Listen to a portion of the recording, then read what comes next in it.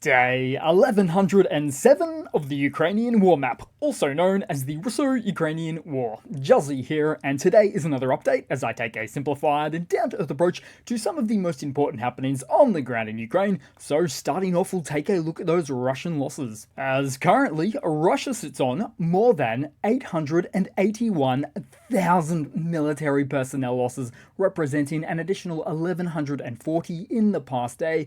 Then as for hardware losses, 5 tanks, 7 APVs, 21 artillery, and 2 air defense systems. And with plenty happening today, we'll head straight across to the map now, and potentially to the biggest Battlefront news of the day, as the Russian forces advanced inside their own country, southwest of a settlement named Kurilovka, taking 6 square kilometers of land and encroaching upon Ukrainian supply lines to Sudzha. However, there is nuance, with this being a good example of something to point out on the map. Because although it's been reported that there's a certain amount of Russian land gains made here and elsewhere, in this case 6 square kilometers, it's technically speaking not quite accurate. It's more accurate to say that Ukraine has lost these 6 square kilometers, with these concepts of land losses or gains being two very separate things. Now instead, what Russia has gained is really only the circular area inside of the grey zone. And not exactly a perfect circle, so a pi r squared surface area calculation isn't going to cut it. Although west of the river, where Russian forces broke through,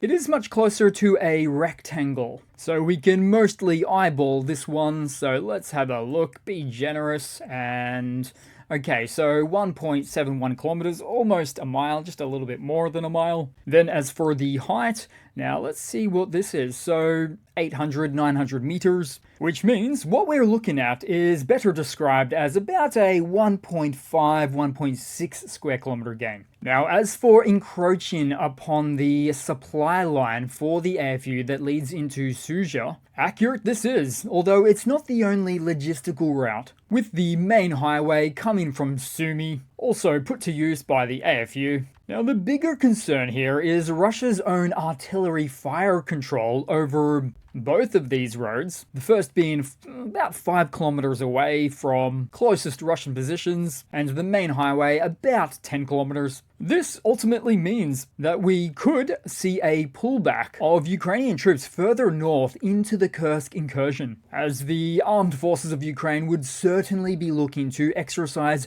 counter-battery fire operations on those most immediate and latest Russian positions, specifically in this southeast salient. Now, problematically for the AFU, for this entire region, is that Ukraine was most recently thrown a very heavy geopolitical curveball regarding the loss of intel sharing from the States, which I'll mention more on shortly in the video. But suffice it to say, any Ukrainian forces in Russian territory do become more vulnerable, especially for an area that's Ukrainian held up to 20 kilometers deep inside of Russian territory. Nonetheless, there was no shortage of incoming Russian threats, as with this instance, repelled Kremlin forces brandishing their red Soviet flags on tanks, with the first being what appears to be makeshift protections, a turtle tank with a mine clearer, followed by another tank. Now, Ukrainian quadcopters were up to the challenge, putting that Russian breakthrough offensive attempt to rest.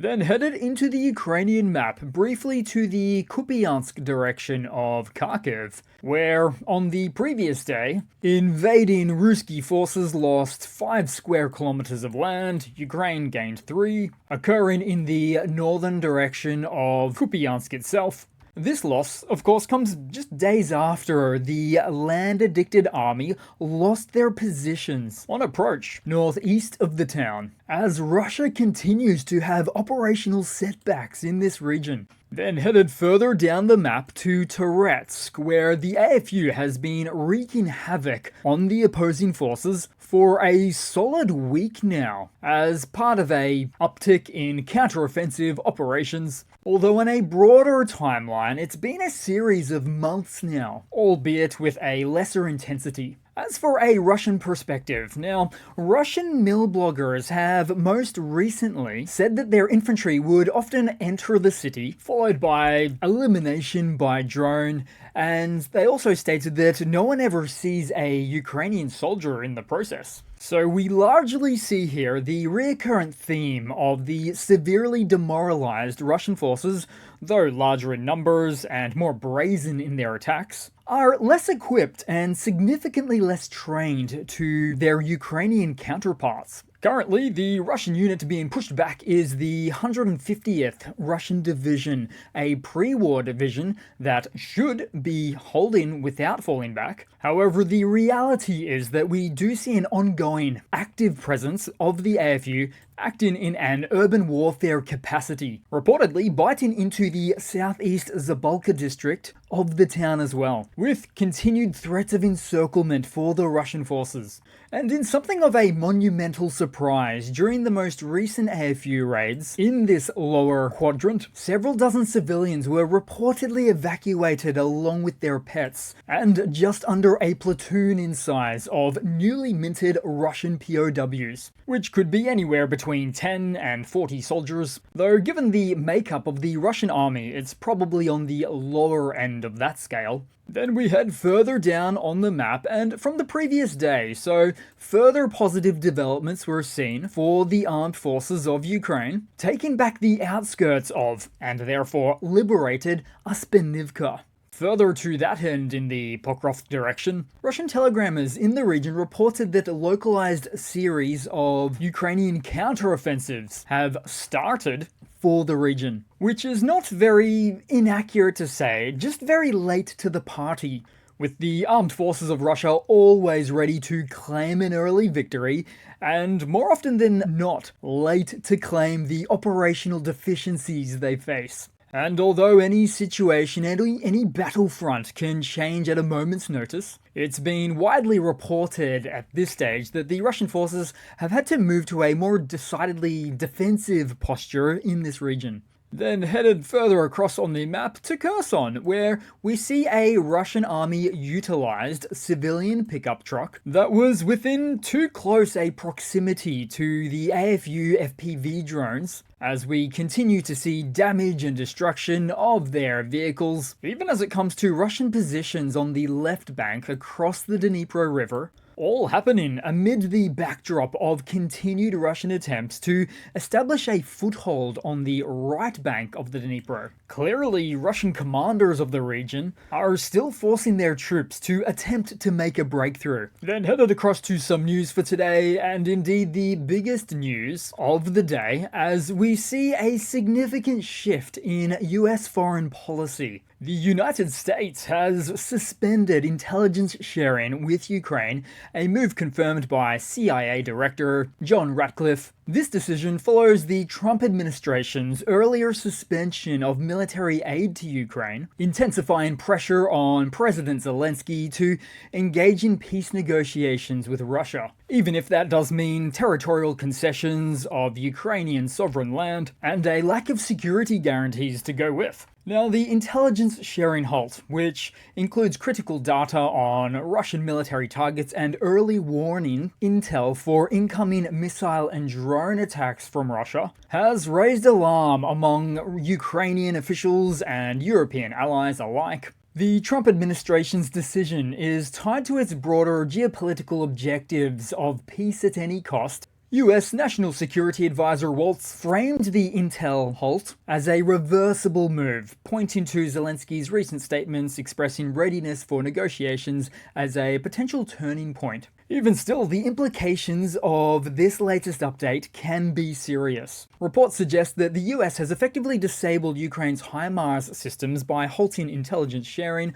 HIMARS, a key asset in repelling Russian advances, is now said to be operating at only a fraction of its potential. Additionally, US keyhole reconnaissance satellites will no longer provide crucial warnings about missile launches from the Russian Tu-95 bombers as they launch their cruise missiles into Ukraine, with a vast array of intelligence sources on Russian positions and movements just gone silent. leading to Ukraine's ability to conduct long-range strikes with their own drones within Russian territory to be significantly degraded, as well as air defense capabilities, because a lack of early warning systems make it difficult for the civilian population centers within Ukraine to effectively respond in time to these incoming threats. Analysts at the Institute of the Study of War warned that the absence of US intelligence could embolden Russian aviation, previously constrained by Ukrainian strikes, and constrained in that it could allow Russian jets to be safely parked closer to Ukraine,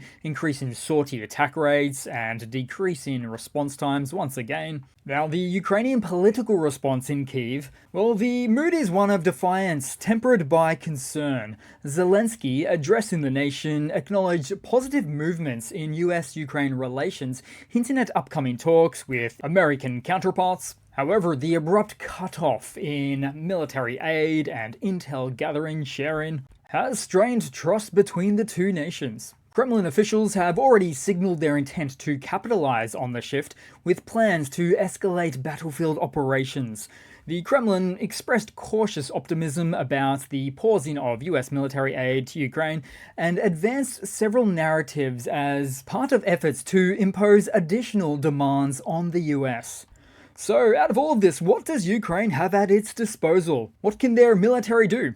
Well, a senior Ukrainian official speaking anonymously on the matter noted that while Kyiv retains access to alternative satellite imagery, the loss of real-time US data will hinder its ability to effectively target Russian forces. This pause will cost lives, the official warned, highlighting some of the immediate battlefield implications. Now, Ukraine will still receive intelligence from other partners, including their European partners, such as the United Kingdom, France, Germany, which works alongside the Ukrainian Military Intelligence and Security Service that has developed some robust domestic capabilities, leveraging battlefield data, commercial satellite imagery, and open-source intelligence analyzed with AI to identify static targets.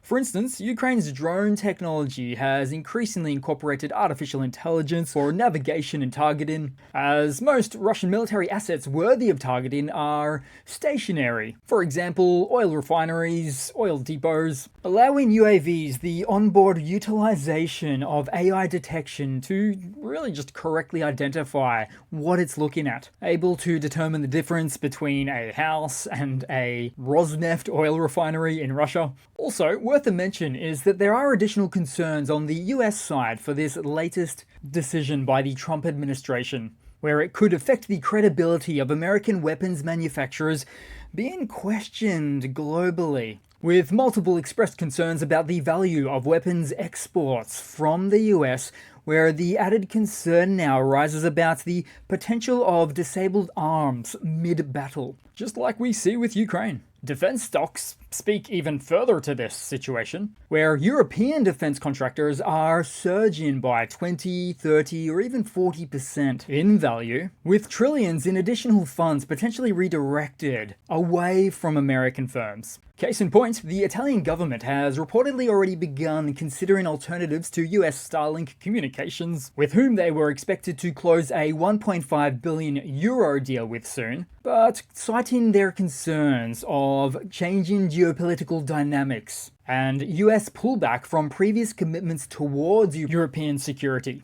Then, as for the wider European response to the Intel halt, French President Macron cautioned that Europe must prepare for a scenario where the US is, quote, no longer by our side. Also seen was the French announcement over its willingness to extend its nuclear umbrella across Europe, which signals a major shift in policy in a way we've not seen before. So as of right now, an emergency meeting is underway in Brussels as part of an EU summit.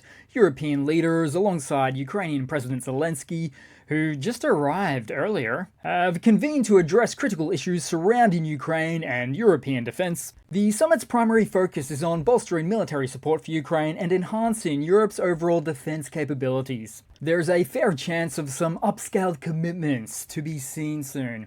But at the end of the day, for this wider news story, the abrupt cessation of US intelligence data is acting as a force to squeeze Zelensky to the negotiating table for a ceasefire in the least.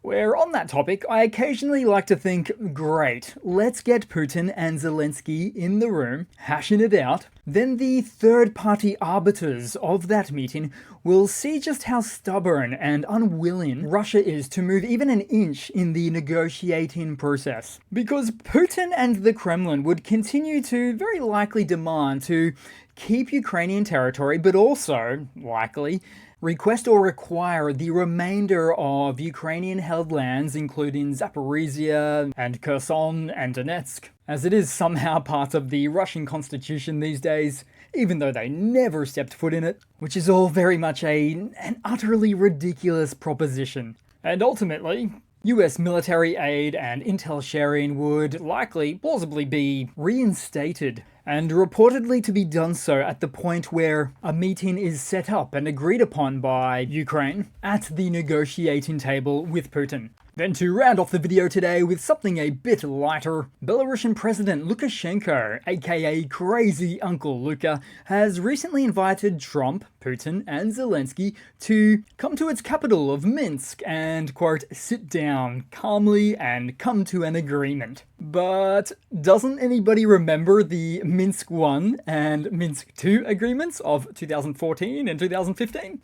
Designed to facilitate previous ceasefire agreements between Russia and Ukraine, with Uncle Luka as the impartial negotiator, for agreements that were completely disregarded by Russia anyway. Oh, and let's not forget Uncle Luka as the mediator between Putin and Wagner boss Prigozhin. We'd ask Prigozhin how that mediation turned out, but he's no longer alive to tell the tale. As you can see, not a great deal of good comes out of Uncle Luka. So that's it for today, guys. Thanks again for watching. Please continue to like, comment, subscribe, and I do hope to see all of you guys there in the next one. Cheers.